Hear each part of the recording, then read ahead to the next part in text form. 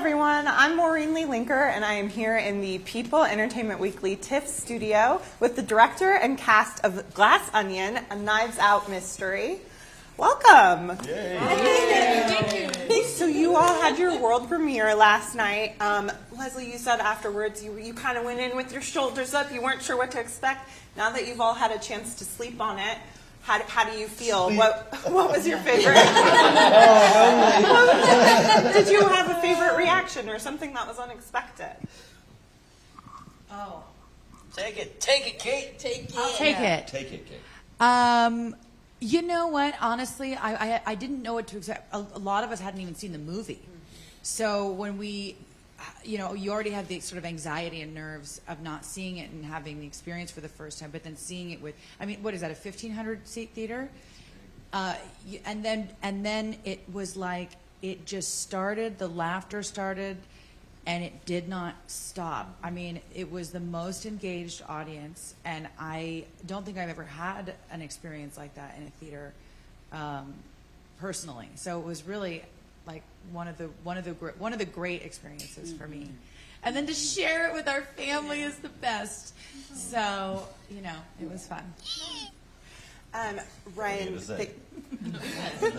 was it. Ryan, they said last night that you created real murder mystery games for them on the weekends to play.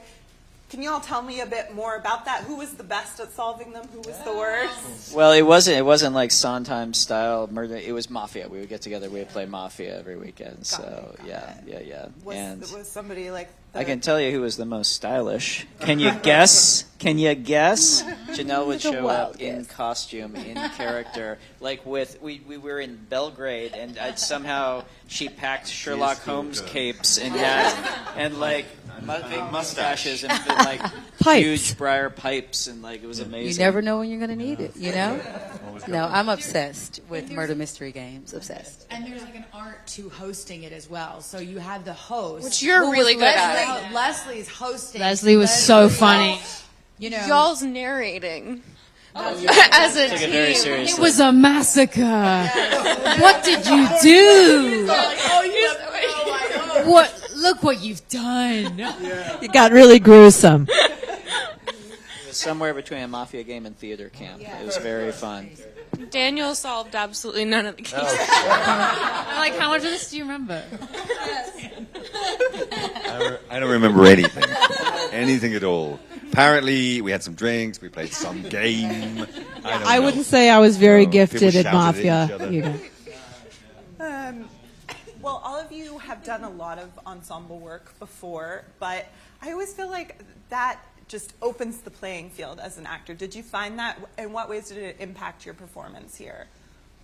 Yeah, I've done a bunch. Some of the stuff that if I'm known at all, I'm known as being an ensemble actor, and it works sometimes, but it doesn't always. I think that there's a spirit of generosity that absolutely always has to come from the top. It's really hard to lead from the rear, and so to have Ryan and Daniel, I beg to differ. Listen. Wow. It's the wrong. That's going to be in my head all night. It's the wrong crowd. Apologize. Okay? So just keep it down a bit, really. There's a lot of people that would beg to differ. It's a nice The image, gutter. but let's not. So anyway, but Catherine, you're in the gutter. That's a gift. Go ahead, Leslie. no, there's just the spirit of generosity flowed from Ryan and from Daniel, and really like helped make us a family. Now I don't want to say anything that's remotely dirty, remotely double entendre, but you just really made us a family, and so. It's true. Daniel, you have had your fair share of swimsuit moments as Bond, but I think your swimming costume in this might take the prize. What was your reaction when you first saw it? I'm wearing it. I'll wear that. Jenny Egan, who's our incredible costume designer, has as you can easily see, has a huge sense of fun. But we all came, I think, with big ideas, and she just was like, "Yep," and she came up with that herself. I had some other ideas, and she kind of showed me a couple of things, and she said, "What about this?" And I went, "Yeah, come on, we got to do that." And was the reaction the same the first time you put it on?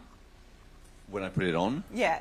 I mean, in for a penny, at that point, you're just like, I mean, it's like, we're here now.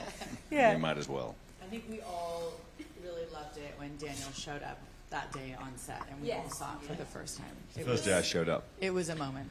It was definitely heartbreaking to go to my first fitting and see, for example, Kate's rack, and Andy's rack, Daniel's rack, Leslie's rack. I laughed the loudest when Jenny showed me your rack. I was The beige wall. great. Just It's beige. here somewhere. Iconic. But then I embraced it. Love it. Well, Catherine and Leslie, you guys play husband and wife in Central Park, but this is the first time you've physically been on screen together. So was there a sense of already knowing each other, or what was that relationship like, being best friends here? I mean, we never had a chance to really be on Central Park. We're never in the same room together. So we never had really, I mean, I think we met on an airplane. We were on an airplane like halfway through this season of Central Yes. Park. I was like, "Oh, it's nice to I was meet like, you, oh my God, my wife." Yes. So to actually do this in person was a dream, like heaven. I just adore him. So it was like just the absolute best to connect Keep them apart. on this. Kate, going back to the costumes, your looks are just to die for, and obviously you're no stranger to fashion, so did you have input in that? Oh, Jenny's so great. I mean, honestly, I walked into the first, I was like a kid in a candy store with all of the prints that she picked out already, and we just had so much fun. She knows what, she knew what, with Ryan, sort of what they were looking for, and then it was fun for me to sort of, put Birdie on. It was like, she really was, so it was so fabulous. I mean, there couldn't be enough accessories. We had a great time. But I brought in a lot of certain designer jewelry and stuff that we kind of played a lot with accessories and jewelry. Janelle, your character is really the most enigmatic of the group. Was it strange for you to sort of bring that stillness in, or did that come naturally to you? Well, I did a lot of mental preparation to get prepared for the role, and no, it was everything was kind of on the page, and I always start with the spirit, and stillness definitely was the strength for me with this character, and having such a great collaborative director. We talked through, and yeah, I mean, I think that it was just listening to what was on the page, reading that, and just thinking about the spirit, how there is such power in stillness and mystery and eye movements, a lot of eye drama going on. So yeah, I had a playful time. I had a really, really fun time digging. It's into so the hard to role. talk about the movie without saying I anything. know. Yeah. It's hard, but it's know. really important to It's hard do. to ask questions. I know without it's saying really anything. important I to didn't do give anything away, because did I know? like what they preserved for us. Like I don't want this to I don't want this to get out. So I'm gonna say it to EW. But it's like what I'm saying is I'm not gonna say anything. What I'm saying is that coming into the premiere last night, not having seen it, the first time that has ever happened to me, I'm so happy that they preserved that for me, that I got to, that the secrets were kept, that I got to experience all the it. future audiences who get the chance to see it. It's just like, I mean, I know that's an obvious thing to say, but it's just the joy in the theatre last night. I want that repeated as many times as possible. You never get that back. The first viewing, you don't get that. Totally. Jessica, you and Kate have such a fun relationship on screen and a lot of banter between you two. How did you two find that relationship between each other? Alcohol. I mean, I kind of always thought of it as like a toxic love-hate affair.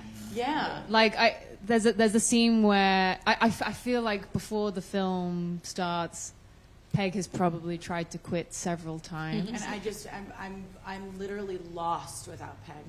You know? Yeah. I mean, that's for me. They're like the little girl in me comes out. Like I really need her. You know.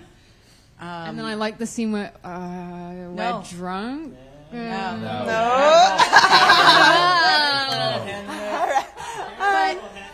Madeline, You're playing poker.